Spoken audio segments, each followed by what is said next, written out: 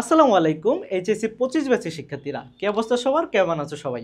আশা করি তোমরা সকলেই ভালো আছো এবং যে যেখানে আছো আল্লাহর রহমতে নিরাপদে আছো। হালকানস্টাইন হিউম্যানিটি সেগমেন্টে তোমাদের আবারও স্বাগত জানাচ্ছি। তোমাদের সাথে আছি আমি মোহাম্মদ মুশফিকুর রহমান সানাউল্লাহ। পড়াশোনা করছি ইসলামের ইতিহাস ও সংস্কৃতি বিভাগ, চট্টগ্রাম বিশ্ববিদ্যালয়।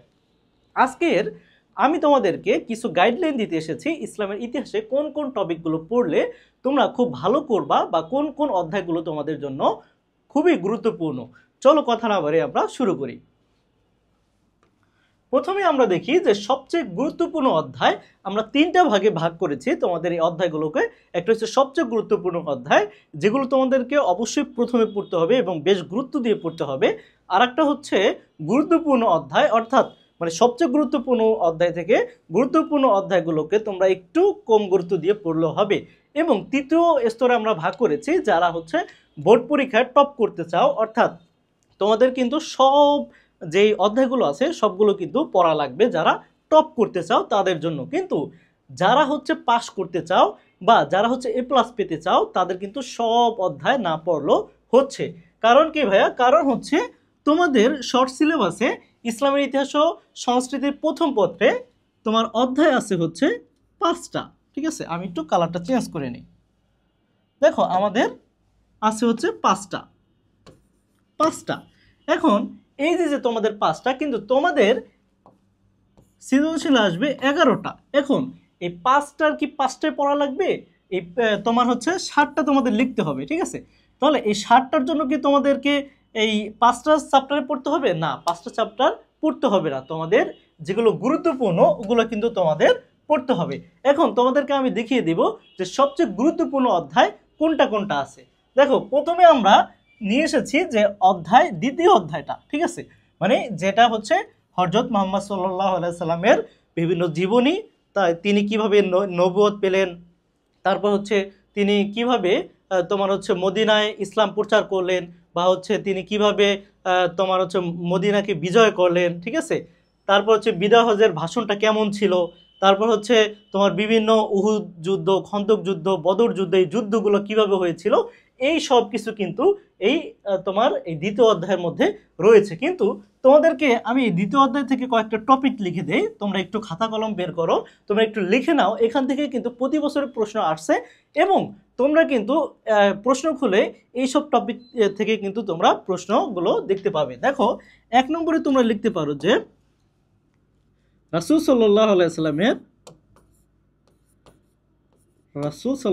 সাল্লামের বাল্য জীবন। ঠিক আছে, বাল্য জীবন মানে তার বাল্য জীবন কেমন ছিল। ঠিক আছে, তিনি তার চাচাতো ভাই বা তাদের সাথে কেমন আচরণ করতেন, শিশুদের সাথে কেমন আচরণ করতেন, অর্থাৎ তার বাল্যকালটা তোমরা তুলে ধরবা। তারপর হচ্ছে তোমাদেরকে এই যে উহুদ যুদ্ধ, এই যুদ্ধ থেকে একটা আসবে, মনে করো এই উহুদ যুদ্ধ, তারপর হচ্ছে খন্দক যুদ্ধ। ঠিক আছে, তারপরে কি তোমার বদর যুদ্ধ। ঠিক আছে, এই 3টা যুদ্ধ থেকে ইনশাল্লাহ তোমাদের একটা সৃজনশীল আসার সম্ভাবনা সবচেয়ে বেশি। ঠিক আছে, তারপর হচ্ছে তোমাদের রাসূল সাল্লাল্লাহু আলাইহি ওয়াসাল্লাম যখন মদিনায় গেল, মদিনায় যাওয়ার পরে কিন্তু তিনি অনেকগুলো সংস্কার করেছিলেন। রাজনৈতিক সংস্কার করেছিলেন, অর্থনৈতিক সংস্কার করেছিলেন, ঠিক আছে, সামরিক সংস্কার করেছিলেন। কি কি সংস্কার করেছিলেন এগুলো থেকে কিন্তু প্রতি বছর প্রশ্ন আসতেছে। এর জন্য তোমাদেরকে লিখে দেই যে সংস্কারগুলো। ঠিক আছে, সংস্কার। ঠিক আছে, এই সংস্কারগুলো তোমরা পড়ে নিবা এবং এই বিদায় হজের ভাষণ এবং এই মদিনা বিজয়ের, কিভাবে মদিনা বিজয়ের যে প্রেক্ষাপটটা রয়েছে এই প্রেক্ষাপটটা তোমরা কিন্তু পড়ে নিবা। মদিনা বিজয়ের প্রেক্ষাপট। তারপরে তোমরা পড়তে পারো বিদায় হজের ভাষণ।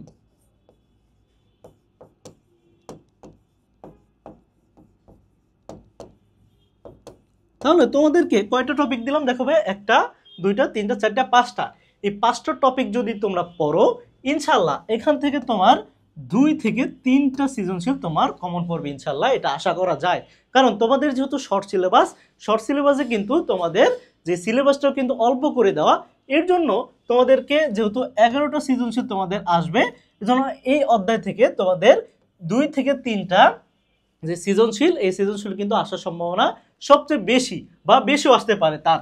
এর জন্য তোমাদের এই 5টা টপিক পড়লেই তোমরা দেখবা তোমাদের 2 থেকে 3টা যেই 3টা সৃজনশীল তোমাদের কমন পড়ে যাবে।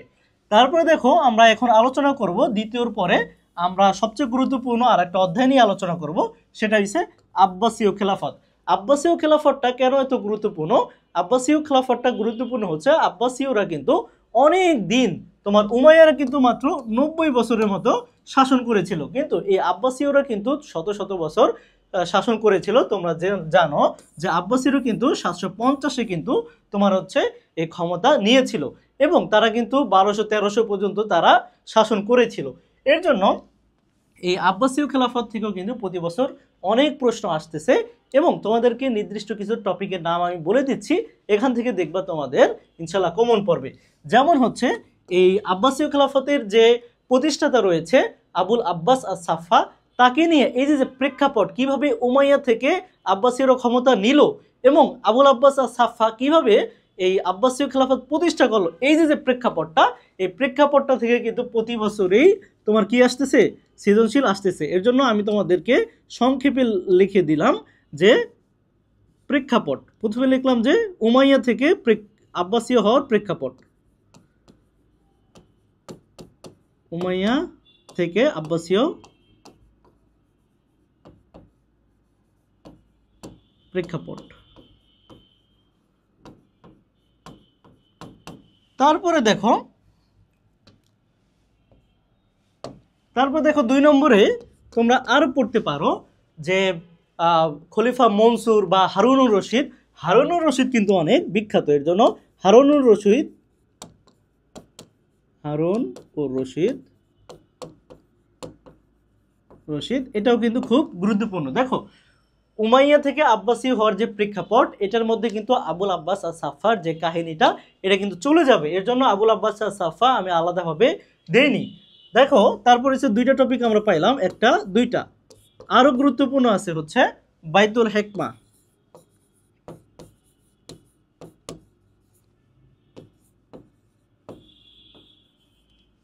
হিকমা, ঠিক আছে, বাইতুল হিকমা। এই বাইতুল হিকমাটা কি ছিল? জ্ঞান বিজ্ঞানের একটা তোমার হচ্ছে সমন্বিত একটা রূপ ছিল, যেখানে অনুবাদ করা হতো, তারপর হচ্ছে জ্ঞান বিজ্ঞান চর্চা করা হতো, বা বিভিন্ন দেশ থেকে বিভিন্ন ভালো ভালো কিতাব যেগুলো হচ্ছে তোমার অনেক ব্যয়বহুল বা হচ্ছে অনেক দূরদমনীয় ছিল, এগুলো কালেক্ট করে তারা কি করতো, ওখানে জ্ঞান বিজ্ঞান চর্চা করতো এই বাইতুল হিকমায়, ঠিক আছে। এটা থেকে কিন্তু প্রতি বছর তোমার হচ্ছে সৃজনশীল আসতেছে।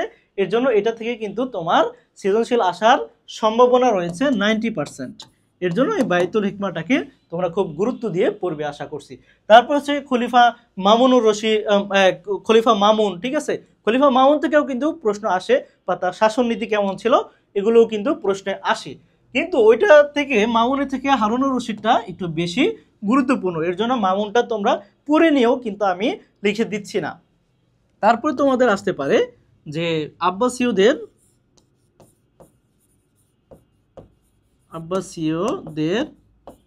পতনের কারণ, ঠিক আছে, এটা কিন্তু খুবই গুরুত্বপূর্ণ। পতনের কারণ বা হচ্ছে তাদের সামাজিক অর্থনৈতিক ব্যবস্থা কেমন ছিল, এগুলো কিন্তু তোমাদের অনেকবার এসেছে। এর জন্য এই টপিকগুলো তোমরা পড়ে যাও, ইনশাল্লাহ এখান থেকেও তোমরা দেখবা 2 থেকে 3টা ইনশাল্লাহ কমন পড়ে যাবে। মানে এখানেও 3টা, এখানেও 3টা, 6টা কিন্তু তোমাদের কমন পড়ে যাচ্ছে 2টা অধ্যায় পড়লেই। এর জন্য কিন্তু এই অধ্যায় যেই 2টা দিয়েছি, এই 2টা অধ্যায় খুব ভালোভাবে পড়বা এবং যত এই অধ্যায় থেকে তোমার হচ্ছে সৃজনশীল হয় সবগুলো একবার রিডিং পড়ে ফেলবা, তাহলে কিন্তু তোমাদের কি হবে না, আর এই অধ্যায় থেকে কেউ বাজাতে পারবে না। তারপরে দেখবো যে এই 2 অধ্যায় থেকে একটু কম গুরুত্বপূর্ণ কোনটা, একটা হচ্ছে খুলাফায়ে রাশিদিন, ঠিক আছে। এই খুলাফায়ে রাশিদিন এই যে 3য় অধ্যায়, এই 3য় অধ্যায়টায় তোমার রয়েছে তোমার হযরত আবু বকর রাদিয়াল্লাহু তাআলা আনহু, আবু বকর রাদিয়াল্লাহু তাআলা আনহু, তারপর হচ্ছে হযরত ওমর রাদিয়াল্লাহু তাআলা আনহু, তারপর রয়েছে উসমান রাদিয়াল্লাহু তাআলা আনহু, ওসমান রাদিয়াল্লাহু তাআলা আনহু। এই যে ওসমান রাদিয়াল্লাহু তাআলা আনহুর উপরে কিন্তু অনেকে কি দিয়েছিল, অনেক ব্লেম দিয়েছিল, ঠিক আছে। তাহলে ওই ব্লেমের যে জবাব দিয়েছিল, সমালোচনা, এই সমালোচনার জবাবগুলো কিন্তু খুব গুরুত্বপূর্ণ। এর জন্য এই ওসমান রাদিয়াল্লাহু তাআলা আনহু তোমরা স্টার দিয়ে রাখো, ঠিক আছে। তারপর কি ছিল, হযরত আলী রাদিয়াল্লাহু তাআলা আনহু। আলী রাদিয়াল্লাহু তাআলা আনহু, এটা তোমরা এই চারটা টপিকই তোমরা পড়বা, এই চারটা থেকেই সবচেয়ে বেশি পড়বা হযরত ওসমান রাদিয়াল্লাহু তাআলা আনহু, ঠিক আছে। ওই যে তার যে সমালোচনা এবং সমালোচনার উত্তরগুলো কি ছিল এগুলো পড়বা, ঠিক আছে। তারপরে রয়েছে তোমার সিফিনের যুদ্ধ, সিফিন বা উষ্ঠের যুদ্ধ, ঠিক আছে।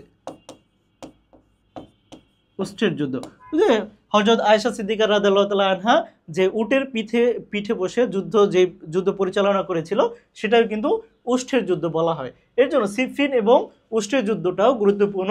এবং আলী রাদিয়াল্লাহু তাআলা আনহু, ওসমান রাদিয়াল্লাহু তাআলা আনহু, ওমর রাদিয়াল্লাহু তাআলা আনহু এবং আবু বকর রাদিয়াল্লাহু তাআলা আনহু, এই তোমার হচ্ছে 5টা টপিক তোমরা পড়বা। এখান থেকে তোমাদের 2টা ইনশাআল্লাহ কমন পড়বে, ঠিক আছে। তারপরে দেখো অধ্যায় 4-এ আছে তার উমাইয়া খেলাফত, ঠিক আছে। তোমরা জানো যে খোলাফায়ে রাশিদিনের যেই শাসনামল, সেই শাসনামলের পরে কিন্তু তোমার হচ্ছে এই উমাইয়া খেলাফত প্রতিষ্ঠিত হয়েছিল। উমাইয়া খেলাফত কিন্তু তোমার 90 বছরের মতো কি ছিল, স্থায়ী ছিল। এর জন্য এখান থেকে তোমাদের কয়েকটা টপিক দেই। টপিক হচ্ছে হযরত মুয়াবিয়া, ঠিক আছে, হযরত মুয়াবিয়া রাদিয়াল্লাহু তাআলা আনহু। মুয়াবিয়া রাদিয়াল্লাহু তাআলা আনহু কিভাবে এই উমাইয়া খেলাফত প্রতিষ্ঠা করেছিলেন, এই যে প্রেক্ষাপট, এই প্রেক্ষাপটটা কিন্তু তোমাদের খুব গুরুত্বপূর্ণ। এবং এই ইয়াজিদ, তার ছেলে যে ইয়াজিদ ছিল, এই ইয়াজিদ কিভাবে ক্ষমতায় বসেছিল এটাও কিন্তু গুরুত্বপূর্ণ। তাহলে তোমরা এই হযরত মুয়াবিয়া রাদিয়াল্লাহু তাআলা আনহু এই টপিকের মধ্যে তিনি কিভাবে এই উমাইয়া খেলাফতটা প্রতিষ্ঠা করেছিলেন, এই প্রেক্ষাপটটা তোমরা জেনে নিবা। তারপরে তোমাদেরকে আরেকটা টপিক দেই যে কারবালা। এটা থেকেও প্রতি বছর কি হচ্ছে, প্রশ্ন হচ্ছে। এর জন্য তোমাদেরকে এটা আমি একটু 90% দিয়ে দিলাম, ঠিক আছে। আর একটা টপিক থেকে তোমাদের মনে করো যে এটা থেকে প্রতিবার আসে এবং এবারও আসবে, আর একটা টপিক তোমাদেরকে বলে দিই, সেটা হচ্ছে ওমর ইবনে আব্দুল আজিজ। ওমর ইবনে আব্দুল আজিজ, এইটা তোমার হচ্ছে মাস্ট পড়ে যাওয়া, ঠিক আছে। এটা একটু তোমরা তোমার হচ্ছে স্টার চিহ্ন দিয়ে নাও যে ওমর ইবনে আব্দুল আজিজ, এই টপিকটা তোমরা মাস্ট পড়ে যাবা, যাতে এখান থেকে একটা আসলে তোমরা নিশ্চিতভাবে এখান থেকে আশা করি, এই উমাইয়া থেকেও আশা করি 2টা আসবে, ঠিক আছে। এই 2টা আসলে এই ওমর ইবনে আব্দুল আজিজ থেকে ইনশাআল্লাহ এটা মাস্ট থাকবে। এর জন্য তোমরা এই ওমর ইবনে আব্দুল আজিজ এটা কোনোভাবে মিস দিও না, ঠিক আছে। তারপরে দেখো যে আমরা দেখব যে অধ্যায় নাম্বার 1-এ বলা হয়েছে যে এটা হয়েছে যারা পরীক্ষায় টপ করতে চাও, মানে যারা বোর্ড পরীক্ষা টপ করতে চাও তারা এই অধ্যায়টাও পড়বা। যে প্রাক ইসলামী আরব মানে হচ্ছে বিভিন্ন সভ্যতা রয়েছিল, মিশরীয় সভ্যতা, তারপর হচ্ছে যে সভ্যতা রয়েছিল সভ্যতাগুলো পড়বা, ঠিক আছে। সভ্যতা থেকে একটা আসবে, এটা 100%, এটা আমি দিয়ে দিলাম 100%, যে সভ্যতাগুলো থেকে একটা কি আসবে, তোমার অবশ্যই একটা তোমার ব্যাবিলনীয় সভ্যতা থেকেও অনেক প্রশ্ন আসে, মিশরীয় সভ্যতা থেকেও আসে। এর জন্য এটা তোমরা 100% ধরে নিতে পারো, এটা তোমরা স্টার চিহ্ন দিয়ে নাও, ঠিক আছে। তারপর এখান থেকে আসতে পারে যে প্রাক ইসলামী যুগে, ঠিক আছে, প্রাক ইসলামী যুগে অর্থাৎ ইসলামের পূর্ব যুগে অর্থনৈতিক অবস্থা কেমন ছিল, সামাজিক অবস্থা কেমন ছিল, বা রাজনৈতিক অবস্থা কেমন ছিল, এগুলো আসবে, ঠিক আছে। অর্থনৈতিক অবস্থা, তারপর হচ্ছে সামাজিক অবস্থা,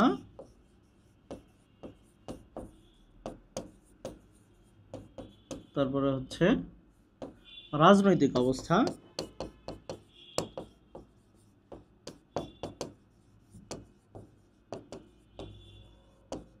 তাহলে দেখো এখান থেকে তোমরা পাচ্ছ 2টা, একটা হচ্ছে সভ্যতা থেকে আসবে, আর একটা আসবে অর্থনৈতিক অবস্থা কেমন ছিল, সামাজিক অবস্থা বা হচ্ছে রাজনৈতিক অবস্থা কেমন ছিল।